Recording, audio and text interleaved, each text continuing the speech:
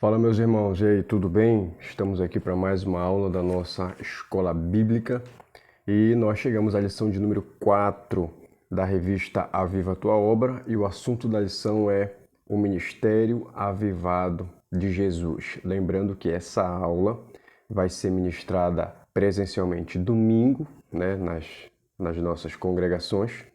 E estou gravando essa aula hoje, segunda-feira, e vou enviar para o canal na terça-feira. Então aí tem um bom tempo para você estudar, você que é professor, tem um bom tempo para você estudar e buscar mais conteúdos adicionais. E você que é aluno, dá tempo também de você estudar e chegar na escola bíblica de domingo já inteirado, sabendo do assunto que vamos estudar. O texto áureo diz assim: Então, pela virtude do Espírito, voltou Jesus para a Galiléia e a sua fama correu por todas as terras em derredor. Lucas capítulo 4, verso de número 14. A nossa verdade prática diz assim: o alcance espiritual da vida de um crente avivado revela a extraordinária atuação do Espírito Santo. E a nossa leitura bíblica está em Lucas capítulo 4, do verso 14 até o verso de número 22. Vamos ler juntos? Diz assim a leitura bíblica: Então, pela virtude do Espírito, voltou Jesus para a Galiléia e a sua fama correu por todas as terras em derredor e ensinava nas sinagogas e por todos era louvado. E chegando a Nazaré, onde fora criado, entrou num dia de sábado, segundo o seu costume, na sinagoga, e levantou-se para ler. E foi-lhe dado o livro do profeta Isaías. E abriu o livro, achou o lugar em que estava escrito: O Espírito do Senhor é sobre mim, pois que me ungiu para evangelizar os pobres, enviou-me a curar os quebrantados de coração, a apregoar liberdade aos cativos e dar vista aos cegos, a pôr em liberdade os oprimidos, a anunciar o ano aceitável do Senhor. E cerrando o livro e tornando a dá-lo ao ministro, assentou-se, e os olhos de todos na sinagoga estavam fitos nele. Então começou a dizer-lhes: Hoje se cumpriu esta escritura em vossos ouvidos. E todos lhe davam testemunho e se maravilhavam das palavras de graça que saíam da sua boca. E diziam: Não é este o filho de José? Amém? Até aqui a nossa leitura bíblica. A nossa lição, essa revista vem falando a respeito de avivamento. Já foi falado o que é avivamento na primeira lição, foi falado o que é avivamento, mencionado, aliás, pontos de avivamento no Antigo Testamento, foi falado de pontos de avivamento também no Novo Testamento, e agora nós vamos ver o ministério de Jesus, avivado pelo Espírito Santo. Então vamos ver momentos de manifestação do Espírito Santo dentro do ministério de Jesus. Lembrando que Jesus nos deixou o exemplo de como nós devemos proceder. Nossa lição ela tem 3 tópicos. O primeiro tópico é Jesus e a pessoa do Espírito Santo. Segundo tópico, Jesus e a oração em seu ministério. Terceiro e último tópico, uma vida na unção do Espírito. Dentro desses pontos nós vamos estudar hoje. E antes de entrarmos na lição, se inscreve aqui no nosso canal, deixa o seu like neste vídeo, tá bom? E ativa as notificações para você ser avisado toda vez que a gente postar um vídeo novo aqui no nosso canal. Semanalmente temos 2 vídeos de escola bíblica, um dessa revista aqui, Aviva a Tua Obra, que nós estamos estudando agora, e o outro é dessa revista aqui, da PEC, Programa de Educação Cristã Continuada, Campo de Belém, da Assembleia de Deus. Estamos estudando Juízes e Ruth e a lição de número 4, que fala a respeito de Gideão já está disponível aqui no nosso canal também, bem como as demais lições dessa revista A Viva a Tua Obra. Então tem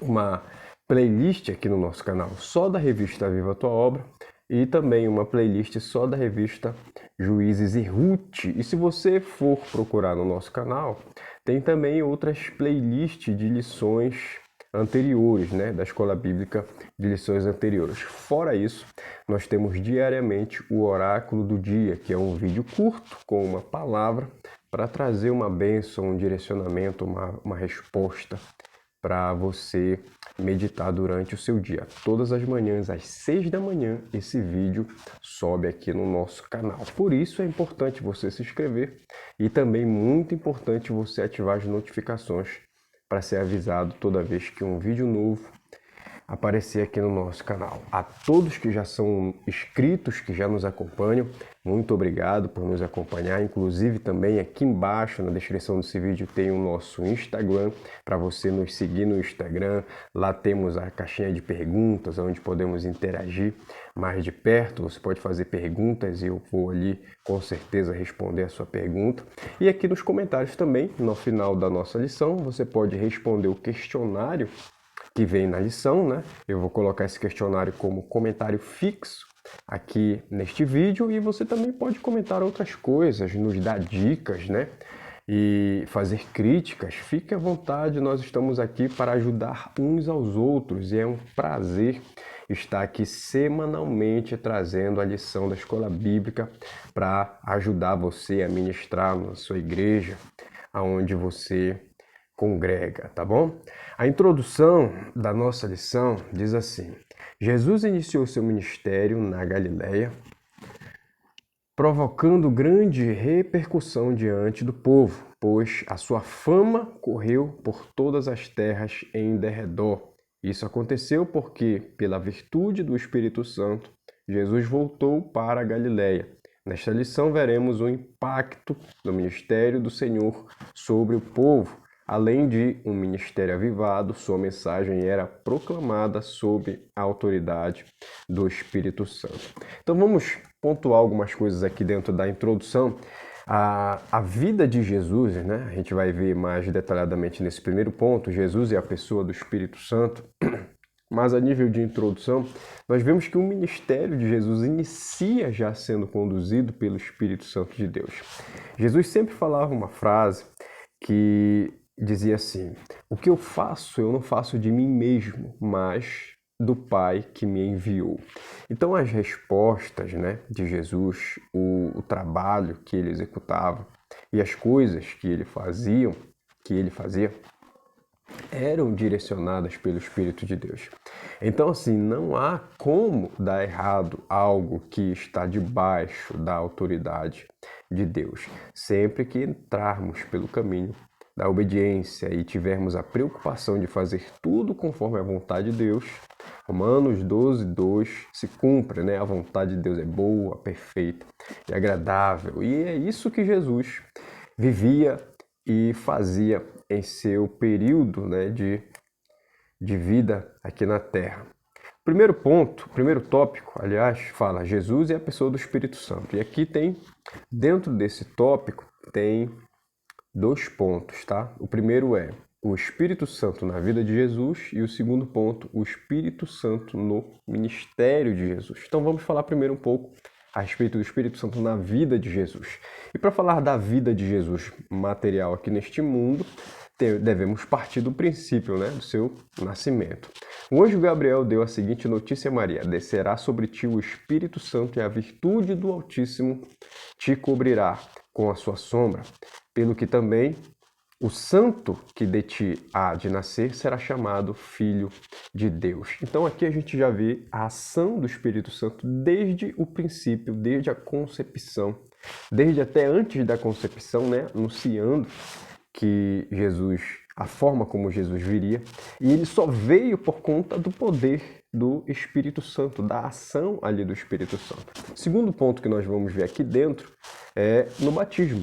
Antes de iniciar o seu ministério na Galiléia, Jesus submeteu-se ao batismo de João, no Rio Jordão.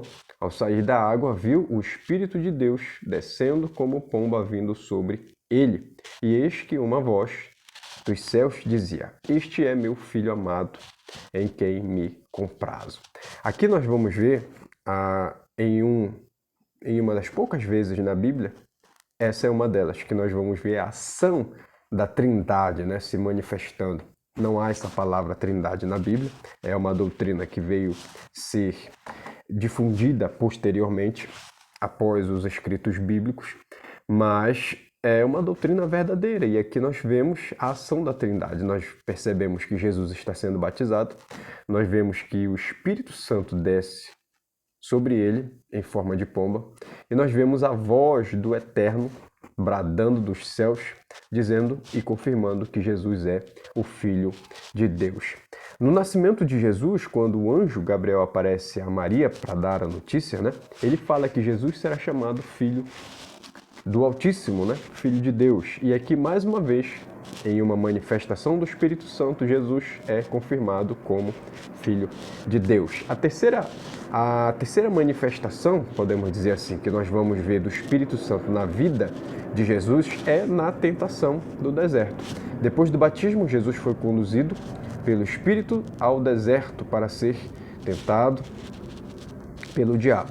Ali ele experimentou o jejum de 40 dias e 40 noites e depois teve fome. Em todas as investidas satânicas, Jesus foi vencedor, usando a poderosa palavra de Deus. Com cada ataque, nosso Senhor respondia com a seguinte frase: está escrito. Assim fica claro que, se o Senhor Jesus não tivesse a presença do Espírito Santo, o resultado de suas provações não seria satisfatório. Então, mais uma vez, nós vamos ver a ação do Espírito Santo dentro de uma tentação. Ele foi conduzido pelo próprio Espírito ao deserto e no deserto teve a companhia do Espírito Santo ali, em meio àquela provação. E nós conhecemos a história, o episódio, né? Todas as vezes que ele foi tentado pelo diabo, ele respondia com essa frase: assim está escrito, mostrando que ele sabia e conhecia as Sagradas Escrituras e mostrando também que era obediente, porque a verdade e a autoridade de Deus, através do Espírito Santo, estava na vida de Jesus. Então, quando temos a autoridade, a presença do Espírito Santo, podemos então ser vitoriosos em meio às dificuldades e tentações. Aqui nós vamos então passar para o segundo ponto, que fala a respeito do Espírito Santo no ministério de Jesus. Com cerca de 30 anos, Jesus iniciou o seu ministério terreno, depois de voltar da tentação no deserto, da Judéia e também pela Galiléia. A leitura bíblica em classe desta lição mostra que Jesus foi ungido pelo Espírito Santo para evangelizar os pobres, e esta era a missão de seu ministério. De modo geral, nosso Senhor sabia que, por causa dos bens terrenos, os ricos deste mundo não se interessam pela sua palavra. Além disso, nosso Senhor foi ungido pelo Espírito para curar os quebrantados de coração. Só para explicar, quebrantados de coração são aqueles que têm um coração humilde, uma disposição para se submeterem à vontade de Deus. Por isso, nosso Senhor veio tocar o coração dos homens. Ainda mais, ele também fez um convite aos cansados e oprimidos, conforme Mateus 11, 28, e apregoou liberdade aos cativos e aos que estão sujeitos à escravidão do pecado, conforme também Romanos capítulo 8, verso 20 e 21. Deu vista aos cegos, conforme João 9, 39 ao 41, e pôs em liberdade os oprimidos. Desse modo, o Espírito Santo atuava diretamente na obra do nosso Senhor e Salvador Jesus Cristo. Então, diante desses textos e dessas referências mencionadas, nós temos a plena certeza de que Jesus só foi só conseguiu desenvolver e fazer o que ele fazia porque o Espírito do Senhor estava com ele, né? Foi a conclusão que Nicodemos tirou. Ele fala que ninguém pode fazer as obras que tu fazes se Deus não for com ele. Então, nós percebemos que a ação do Espírito Santo, ela vem sobre nós com um propósito. E Jesus explica para que serve a unção na nossa vida. Para exatamente isso aqui, pregar, evangelizar os pobres, apregoar a liberdade aos que estão oprimidos, pôr em liberdade, aqueles que estão oprimidos, curar os enfermos e assim por diante. O Senhor Jesus fez todas essas obras e nos deixou o exemplo para que as obras que ele fez, também nós devemos fazer. Aqui nós vamos passar lembrando, que só é possível realizar essas obras mediante a ação do Espírito Santo. Vamos passar então para o segundo tópico, que fala sobre Jesus e a oração em seu ministério. E aqui vamos ver 2 pontos, o valor da oração, e o segundo ponto é uma vida de oração. Primeiro ponto, o valor da oração. A oração do Pai Nosso aparece em 2 versões nos evangelhos. A primeira em Marcos, capítulo 6, a segunda em Lucas, capítulo 11. Em Mateus, ela se encontra no contexto do Sermão do Monte.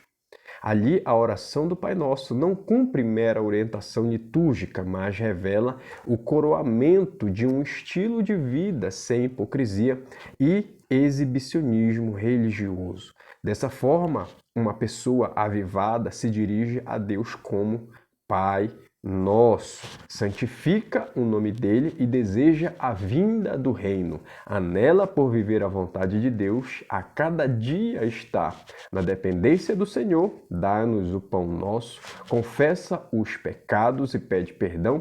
Ela suplica por proteção a Deus e finalmente sabe que dele é o reino, o poder e a glória para sempre.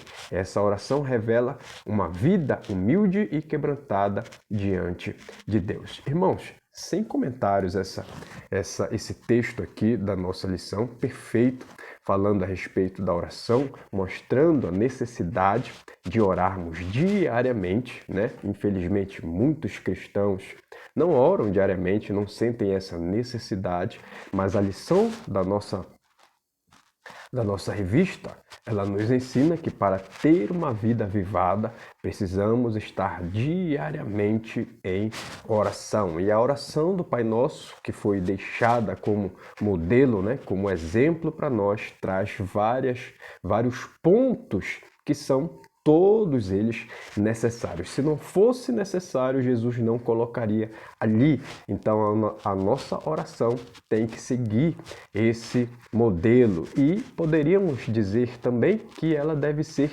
espontânea, Não é uma reza, apenas uma repetição de algo que já está mecanicamente gravado, mas uma oração espontânea, saindo do nosso próprio coração e não memorizado ali como se fosse uma reza, Algo mecanizado. Deus não quer isso. O próprio Jesus disse para não usarmos de vãs repetições. Então, deve ser algo espontâneo. O segundo ponto aqui é uma vida de oração. Nos evangelhos podemos perceber várias ocasiões de oração no ministério de Jesus. Ele orou para escolher os seus discípulos, fez uma oração de gratidão por Deus se revelar aos humildes por ocasião do envio dos 70 discípulos. Logo aprendemos com Jesus a importância de uma vida de oração, pois mesmo sendo Deus, na condição humana, nosso Senhor buscava comunhão com o Pai por meio da oração. Então aqui mais um exemplo e uma lição para nós. Viver uma vida de oração nos aproxima de Deus. Não há como ter comunhão com Deus sem uma vida de oração. E a seguir o exemplo de Jesus, nós percebemos que Jesus sempre estava em oração. Em vários momentos dos evangelhos, você vai ver Jesus se afastando e orando em secreto, em particular com Deus. E aqui nós vimos alguns momentos de decisões importantes, de momentos importantes, nos quais Jesus fez questão de orar antes de tomar decisões, Então, aqui fica muito claro e autoexplicativo a questão da oração. Só incluindo, adicionando aqui, devemos orar em todo tempo. Paulo diz que nós devemos orar em todo tempo, orar sem cessar, e orar quando estivermos tristes, orar quando estivermos alegres e orar até mesmo quando estivermos aborrecidos. Nós vemos na história do livro de Jonas que Jonas estava aborrecido, ele não queria que Deus salvasse o povo de Nínive, e mesmo assim, aborrecido, ele orou ao Senhor e falou com Deus. Então, Deus é o nosso Pai e Ele quer ouvir de nós a nossa mais sincera oração, independente do estado e ânimo que estejamos. Terceiro e último tópico aqui, nós vamos ver uma vida na unção do Espírito Santo. E aqui vamos ver 2 pontos. O primeiro é a unção do Espírito na vida do obreiro, voltado para aquela pessoa que está empenhado na obra, E o segundo ponto é a unção na vida do crente. Aí já é mais abrangente, Todos aqueles que são crentes precisam da unção do Espírito Santo na sua vida. Primeiro ponto, a unção do Espírito na vida do obreiro. O obreiro tem muitas atribuições na obra do Senhor. Ele exerce a liderança administrativa, a atividade do ensino e alguns até mesmo da música cristã. Por isso, é muito fácil essas atividades caírem na rotina e se tornarem meramente burocráticas. Mas o obreiro ungido sabe que o Espírito Santo renova suas forças e não permite que veja a obra do Senhor como um mero olhar humano, e de maneira graciosa vê a confirmação do seu ministério quando o Senhor salva vidas por meio de uma pregação ungida. Quando crentes mudam atitudes por causa de um ensino dirigido pelo Espírito Santo, quando há edificação espiritual por meio de um louvor bem executado na presença de Deus, mas todo esse bem do Senhor inevitavelmente é acompanhado de uma vida piedosa. Por isso, o obreiro do Senhor não deve negligenciar a oração, o jejum e o estudo devocional da palavra de Deus. Esses exercícios piedosos são o alimento espiritual diário e permanente de todo obreiro avivado na obra do Senhor. Mais uma vez, um belo texto, um belo comentário, e nós percebemos todo ele sendo feito, inspirado por Deus aqui, de forma perfeita, nos ensinando e nos incentivando a estarmos com os nossos exercícios que ele menciona aqui, Devemos estar com esses atributos, essas virtudes em dia.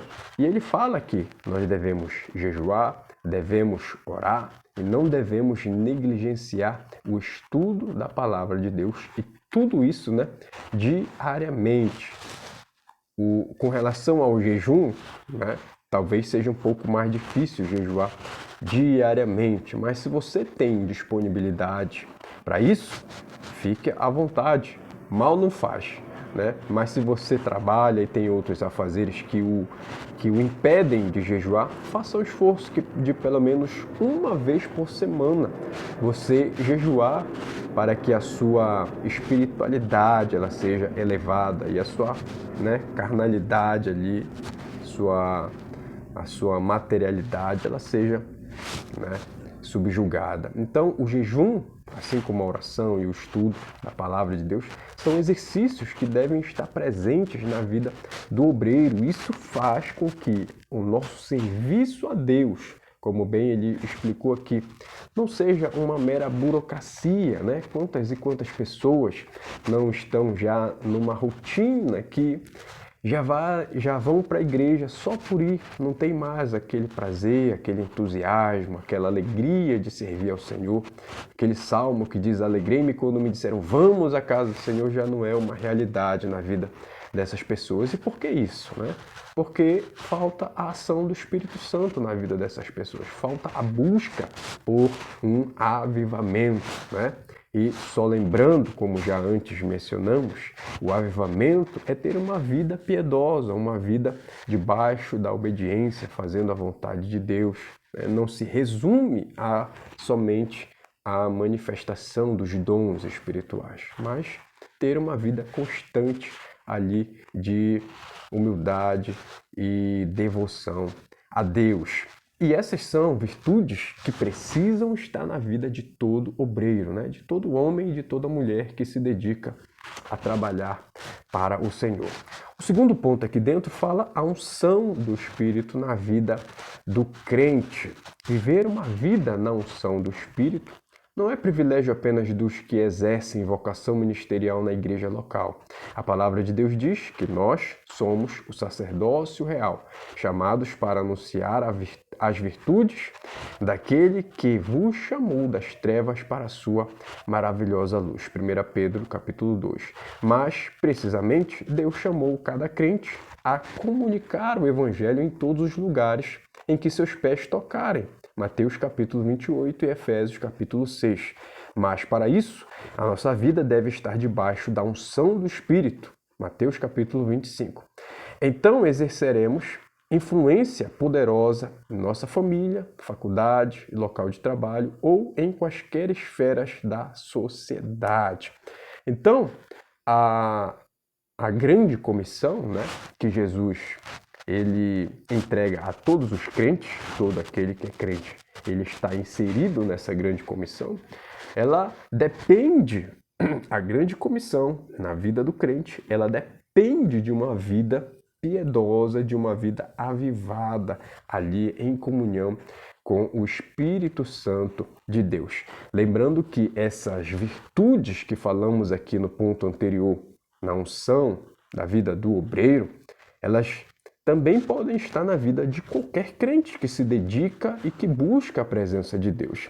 E não importa se você não tem cargo nenhum na igreja, né, na congregação da qual você faz parte. Não importa se você não tem cargo ali. Aonde você estiver, você está ali como um agente do reino de Deus. Você está ali como um pregador da verdade, um pregador do evangelho. Então, não espere você ter um cargo na igreja para poder você começar então a pregar ou a se espertar para estudar. Não espere isso.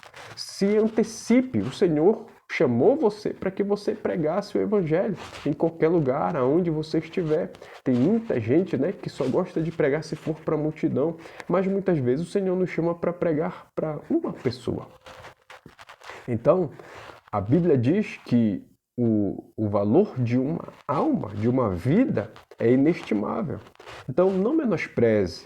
Não, você e eu não sabemos quais são as pessoas que o Senhor deseja salvar. Então, por isso, daí então a responsabilidade de pregarmos para todas as pessoas, aonde a gente estiver. Aonde eu devo pregar? Aonde eu estiver. Aonde eu estou, ali é o lugar que eu devo pregar. Ali é o lugar que o Senhor me colocou para pregar o Evangelho e anunciar o reino de Deus. Essa é uma das lições que nós tiramos aqui de ter uma vida cheia do Espírito Santo e avivada, né? A conclusão diz assim, ó, nesta lição vimos que o Senhor Jesus teve um ministério avivado porque foi ungido pelo Espírito Santo. Ora, se o Senhor Jesus, sendo Deus, foi ungido pelo Espírito Santo para desenvolver o seu ministério, por que conosco seria diferente? Vivamos, pois, uma vida de serviços na causa do Mestre, de modo que o Espírito Santo confirme a nossa vocação. Amém? Muito obrigado por nos acompanhar até aqui. Que Deus abençoe a sua vida. E agora eu te peço, responda aqui embaixo nos comentários o questionário da nossa lição. Primeira pergunta. Segundo a lição, qual o papel do Espírito Santo no ministério da encarnação? Segunda pergunta, cite pelo menos 3 objetivos no ministério de Jesus ao ser ungido pelo Espírito Santo. Terceira pergunta, o que a oração do Pai Nosso revela? Quarta pergunta, o que o obreiro não deve negligenciar? Quinta e última pergunta, por que Deus chamou cada crente?